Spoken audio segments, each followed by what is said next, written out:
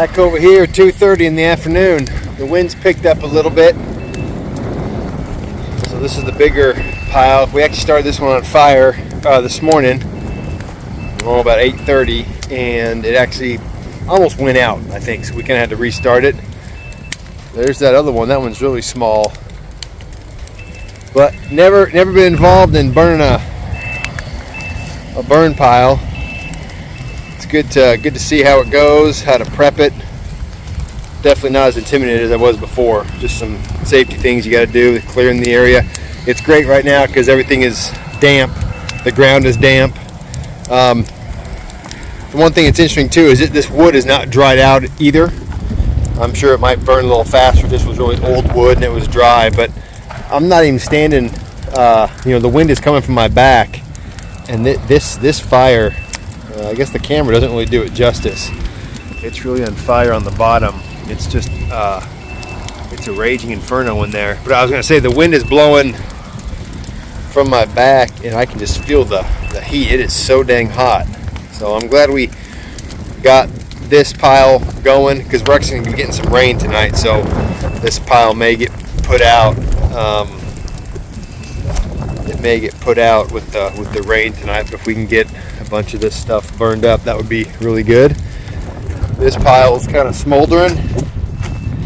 Just got a plume of dust in my, smoke in my face.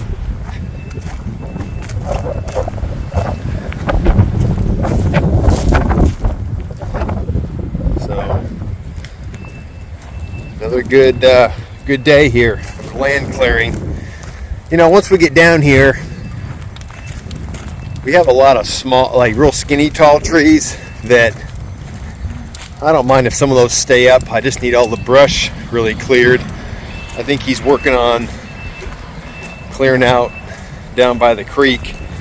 There's a basic creek down there from the pond, from the pipe in the pond. So I think he's kind of clearing rock out and doing all that. So all this got cleared out a little bit more. And most of today, he had spent clearing out all this over here, so it's wide open, and then heading on down there. It's been thinned out a little bit, kind of working all through there. So pretty slick. All right, here we are at the very bottom of the hill. This is where all the water runs on the overflow of the pond. Kind of runs down here, meanders all over the place, and there's a big culvert underneath the railroad. But man, look at the elevation change. That's got to be 100 to 150 feet, I bet.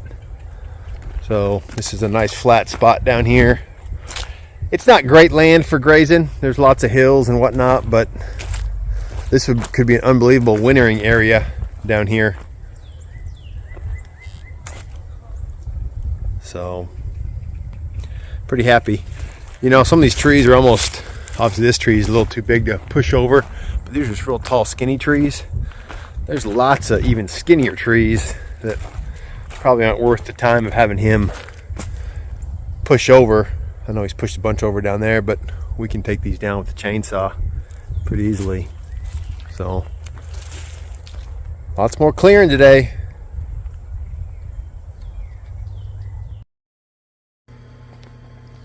All right, here we are coming into the end of the day, getting ready for dinner time. We finally got our meat back. Took in these first two steers on January 31st. They dispatched them that day, and then they hung them up for 2 weeks, let the carcasses hang for 2 weeks, and then took them a couple days to cut them up and vacuum seal them. So here we are. We have a Casey strip, a top sirloin steak, and a ribeye. So real excited to taste these tonight. So we got these steaks cut 1 inch, and they package them 2 steaks per package. So one steer we took in, he was bigger, he was taller. His hanging weight ended up being 767 pounds. And then our smaller steer, which was, if you followed the channel, I named him Socks. He was sometimes a little aggressive. He came in at 592. For those of you guys that don't know what a hanging weight is. Basically, that's the weight. So you have the live animal weight, which is what they weigh when they're alive, and then once they are dispatched, they remove the hooves, they remove the head, and they drain it of the blood and organs. So you basically have the carcass with bones in them.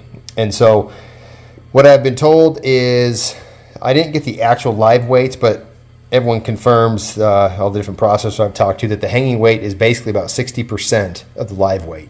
So this animal would have been about 1,150 pounds in order to get down to the 767 pound hanging weight. And then when you think about how much meat you're going to get, it kind of depends on if you're getting a lot of cuts with bone in. When you're bone in, it'll weigh more, but we got the bones all taken out of them.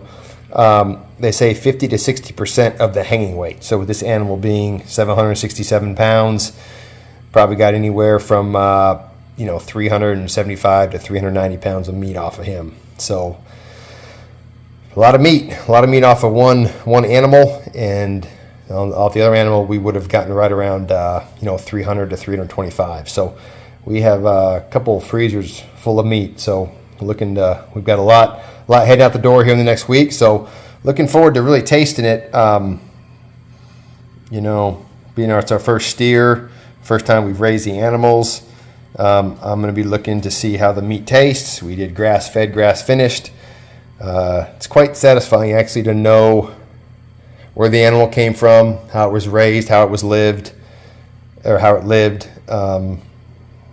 Just gives you a real appreciation for the food you consume when you work with that animal every day, and you realize what its life was, and all these animals have personalities as well. I mean, a lot of people think of a cow as a cow, but they are interesting. But looking forward to grilling these up. I know some of you guys might be listening to this saying, hey, we don't want to hear that. But that's the reality. The reality that I've come to is that so many people in America, their lives are not anywhere near agriculture. Our American system has become so great that we just go to the store and pick up this package. But 100 years ago, many more people were so much closer to our food source and were producing. So it just gives a lot of great satisfaction in raising the animals and creating a food product. So we'll put them on the grill tonight. I'll give you a breakdown of what we think. So thanks a lot for watching. It's a busy day. Really happy with how the land clearing is going, and looking forward to and in the evening with Jamie and I cooking up some homegrown beef. So thanks a lot for watching, everyone. Have a great evening. God bless.